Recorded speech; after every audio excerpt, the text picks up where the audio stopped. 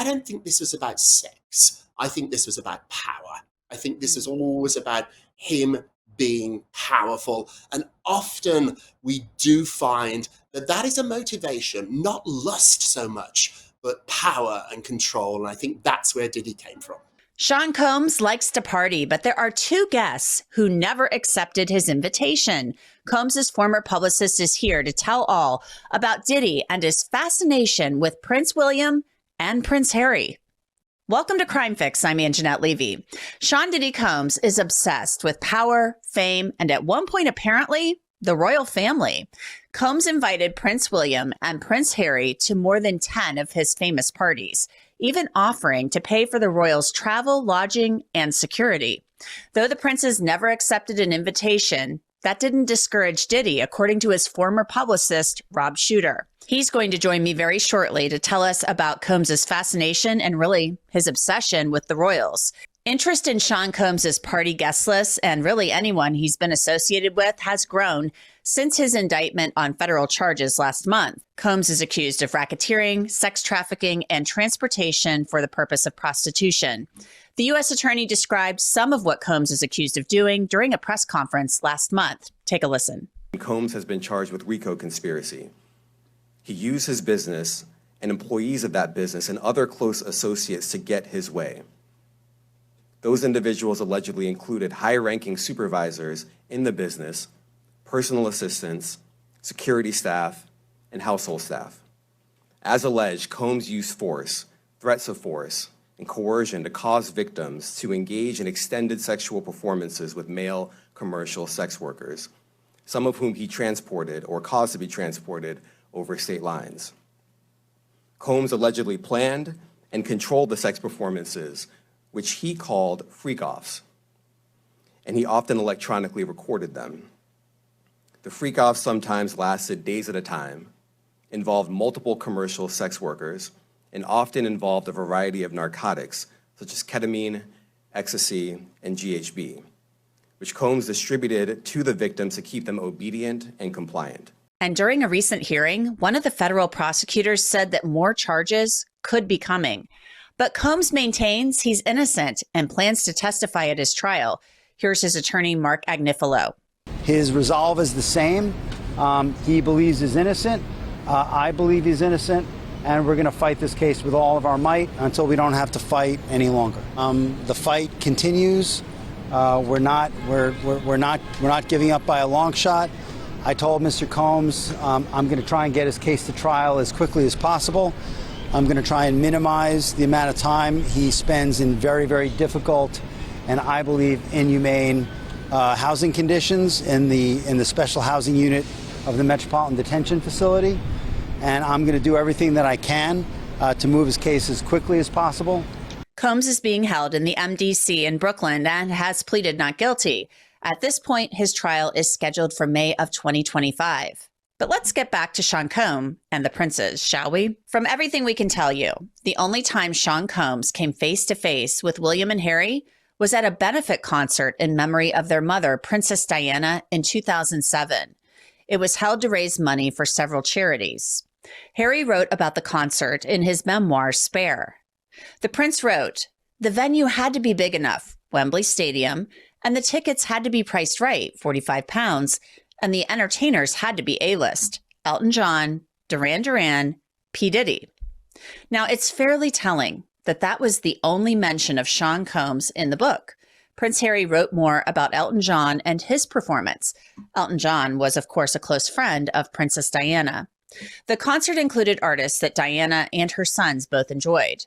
4 years later, in 2011, Combs appeared on the Graham Norton show on the BBC and talked about wanting the princes to come to his parties. I do worry because I read that on your that you want to get Prince William and Prince Harry to a Diddy party.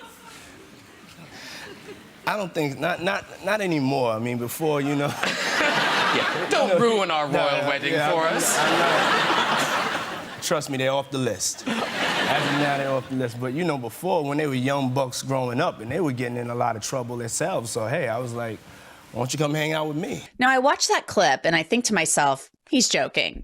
But maybe he's not. Yes, Combs wanted them to come to his parties, but now, given some of the allegations, it makes you wonder, what would the princes have encountered at a Diddy party?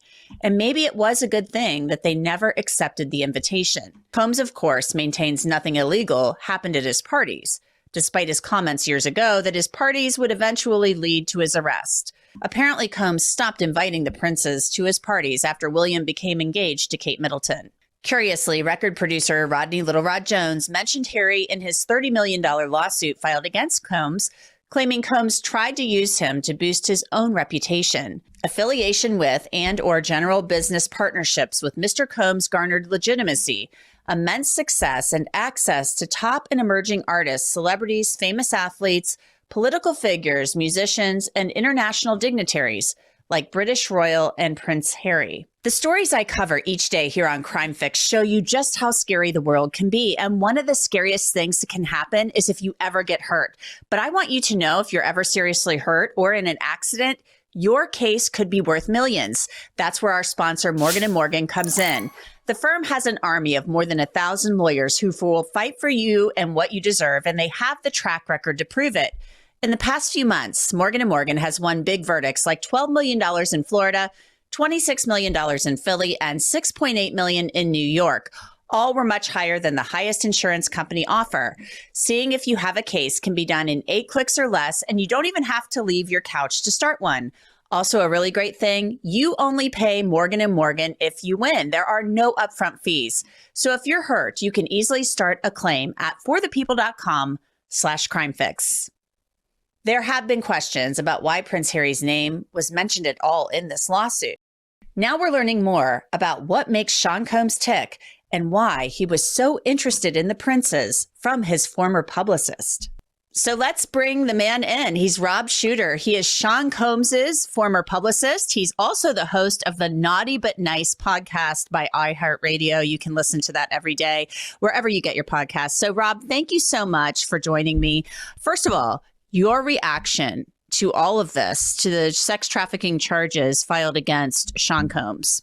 Yeah, it's been like a tidal wave. I'm shocked about it, but it's been like a wave of emotions. Let's remember, this has now been going on for several months. And so initially, I didn't really believe it. I definitely came from that place of being a little surprised, a little shocked, but also too, I was a little bit suspicious. Now, that opinion has changed dramatically over the last couple of months as more and more accounts have come forward, more and more details. But I came from a place where I just didn't see anything, and I was around him a lot. And so initially, I'm ashamed to admit it, but initially, I'm not sure I totally believed all this. Now I do. Now you believe it. You think it's all true. Yeah, I think just the overwhelming amount of accusations, the details, and also too, I have to remind myself that I worked with Puff in the early 2000s, and I think he was still trying to figure out who he was, who he wanted to be. And as his power grew, I think so did many of the dark aspects of his desires. I bumped into him probably about a decade ago at a party for the Huffington Post for AOL. And the Puff that I saw that night was a very different Puff to the Puff that I remembered from 20 years ago. So you worked for him from, I think, 2002 to 2004. You call him Puff. You don't even call him Diddy. You call him Puff. That's how long ago this was. Yeah, his friends called him Puff. And when I was angry with him, if he had upset me, we called him Sean. That's funny. You remember him as this really nice guy, from what I understand. You had really good dealings with him. Tell me a little bit about that. Yeah, it sounds crazy now, but I represented some really big stars: Jennifer Lopez, Jessica Simpson, Naomi Campbell, John Bon Jovi, Alicia Keys, Kate Spade. Like, I had a roster of some really big stars, and out of that entire group, Diddy was my favorite. He was charming. He was funny. He had a kindness about him.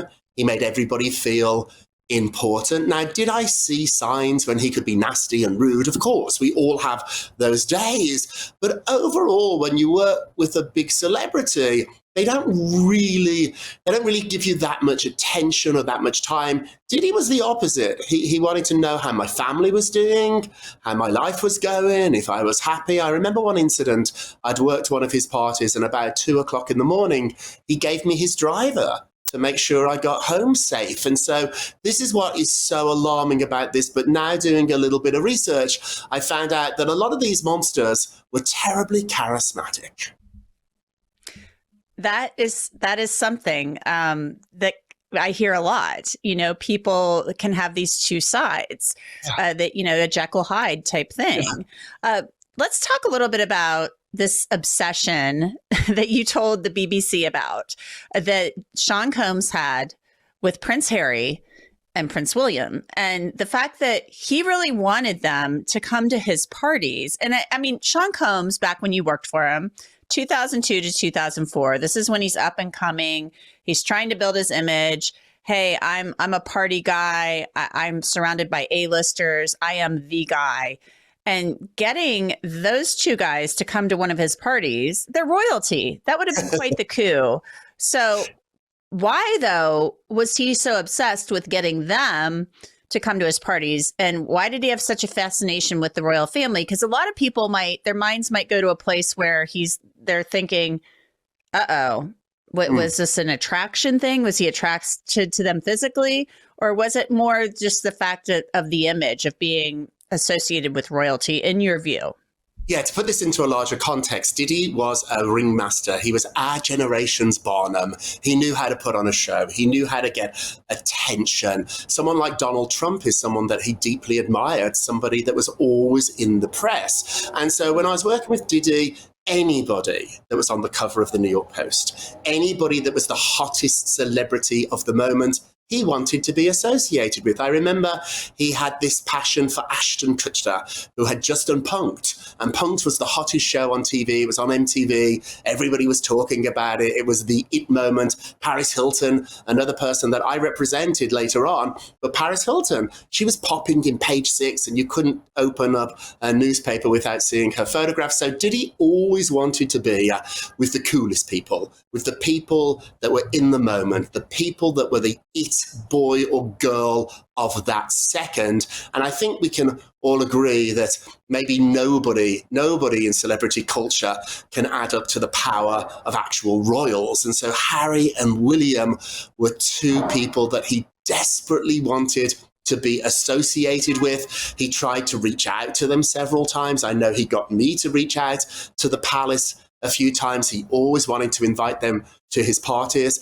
And I got to admit here, like a lot of New Yorkers, when you don't succeed or when you're told no, you just wanted even more. And so the fact that Diddy couldn't get to them, he couldn't get them to come to his parties, it made him want them even more. However, where the attraction gets a little bit creepy is I remember going to his apartment on Park Avenue, and there were lots of photographs of him and celebrities, some family members too, and there was also a photograph of William and Harry, a framed photograph in his apartment, and I thought that was a little odd.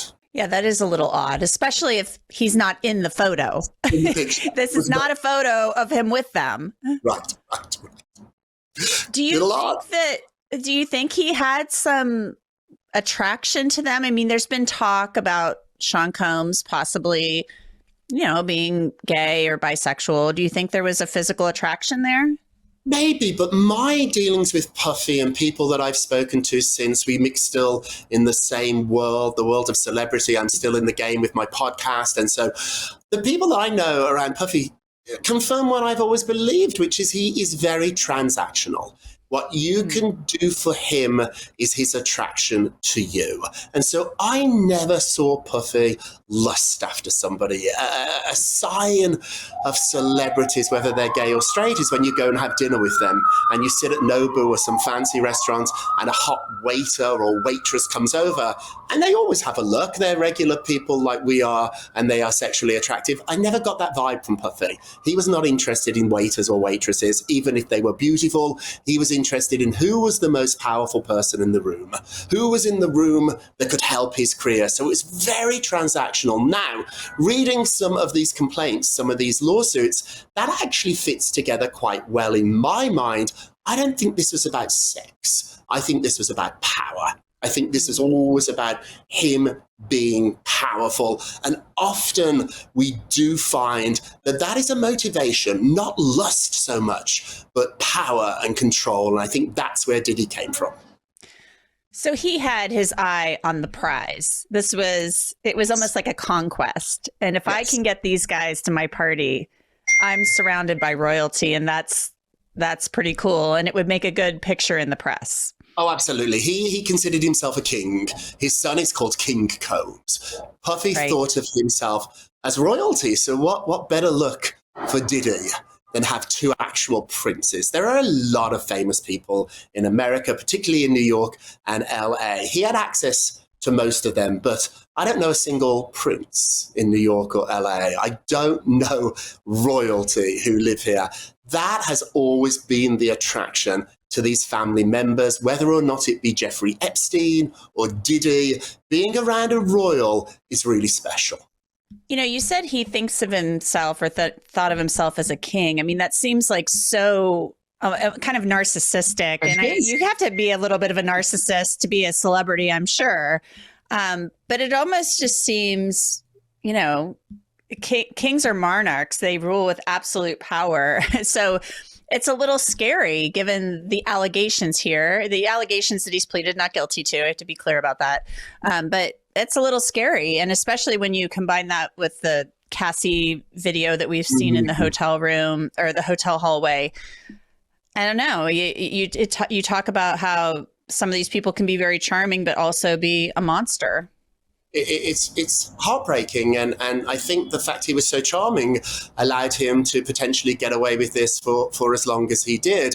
Let me say, and I think it's such an insight into Diddy, I worked with a lot of celebrities. They all have big egos. They all think very highly of themselves. The one thing that Diddy had, though, that nobody else had, was he loved being a star more than anybody else I've ever met. I used to joke, and I'd even joke with him, Diddy's hobby was Diddy.